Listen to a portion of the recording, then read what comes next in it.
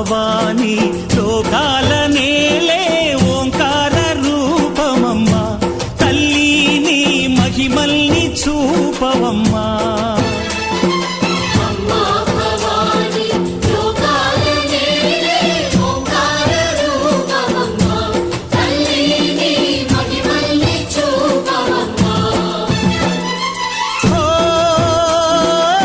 సృష్టికే దీపమా